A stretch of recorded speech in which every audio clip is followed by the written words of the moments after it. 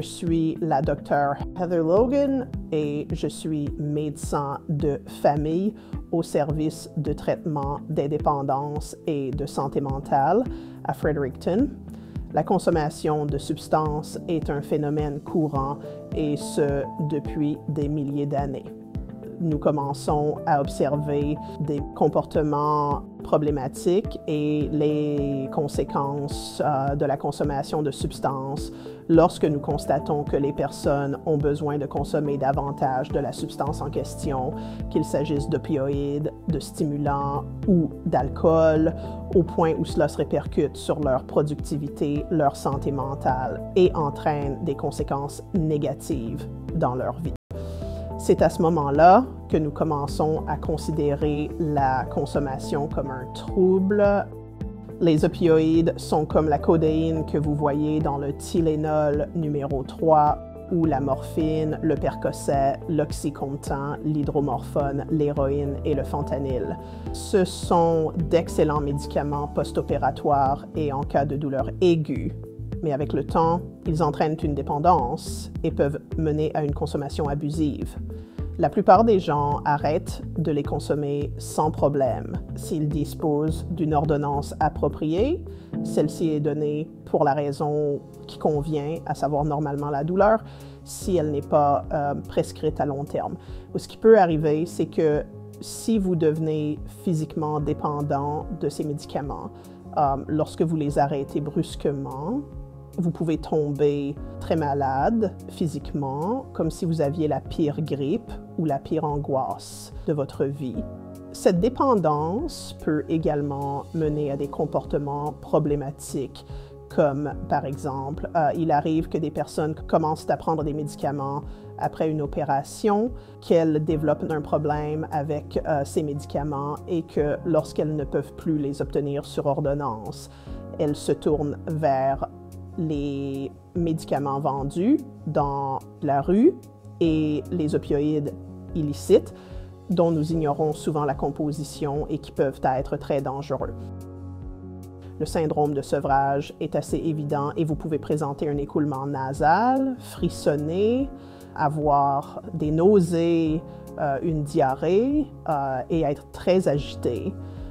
Le sevrage est le fait d'arrêter brusquement de prendre ces médicaments et ça peut arriver même si l'on prend des opioïdes après une opération sur ordonnance et qu'on ne prend pas plus qu'il n'en faut conformément à l'ordonnance. Mais comme ils entraînent une dépendance physique, si l'on en prend de façon chronique, il peut tout de même arriver que l'on tombe malade, ce qui ne veut pas dire que l'on souffre d'un trouble lié à l'utilisation d'une substance, mais que l'on a développé une tolérance et que l'on présente des symptômes de sevrage lorsqu'on arrête. Et il peut être assez surprenant de voir à quelle vitesse on peut se retrouver confronté à ce problème.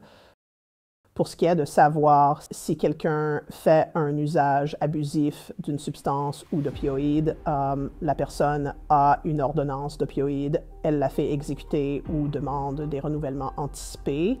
Elle est à court de médicaments très rapidement.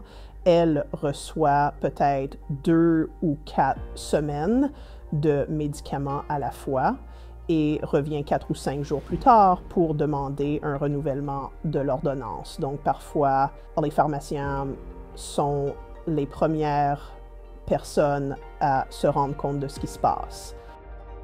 Les gens peuvent devenir très obsédés par le besoin de se procurer des opioïdes. Ils y pensent tout le temps, ils adoptent de nombreux comportements à risque pour se procurer des opioïdes, ce qui devient très problématique du point de vue de la sécurité personnelle et publique.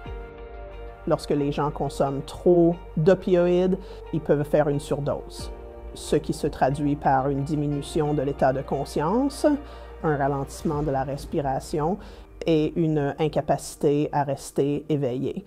La consommation peut se faire par voie orale, intranasale, par reniflement et par injection. Il est donc évident que les risques sont nombreux lorsque les gens commencent à s'injecter des opioïdes. Le risque d'infection peut être considérable et peut entraîner une utilisation accrue des ressources de soins de santé. être admis à l'hôpital et avoir besoin d'antibiotiques par intraveineuse. Il peut y avoir un risque accru de pathogènes à diffusion hématogène, surtout si la personne a utilisé un attirail partagé. La consommation chronique d'opioïdes peut entraîner des problèmes de santé mentale dus à la surconsommation d'opioïdes, par exemple des problèmes financiers, des problèmes relationnels avec la famille, des problèmes de couple, des problèmes avec les amis, un plus grand isolement. Cela dit, les gens utilisent parfois des opioïdes pour gérer des problèmes de santé mentale sous-jacents qui doivent être traités afin de les aider à cesser leur consommation d'opioïdes. La première chose à faire est de faire comprendre à la personne que l'on est là pour la soutenir et l'encourager à chercher un traitement. Nous disposons d'excellents médicaments très efficaces qui sont largement disponibles au Nouveau-Brunswick pour traiter le trouble lié à la consommation d'opioïdes. Il n'est pas facile d'admettre que l'on a un problème et de venir dans une clinique où l'on craint d'être jugé et d'être stigmatisé. Il s'agit donc simplement d'offrir son soutien. Vous pouvez consulter le site web d'Horizon et faire une recherche sur les services de traitement des dépendances et de santé mentale. Vous trouverez également des coordonnées régionales si vous souhaitez obtenir plus de renseignements. Ici, à Fredericton, nous acceptons les patients sans rendez-vous et nous prenons leurs coordonnées. Consultez un fournisseur de soins de santé pour en savoir plus sur les ressources disponibles dans votre collectivité.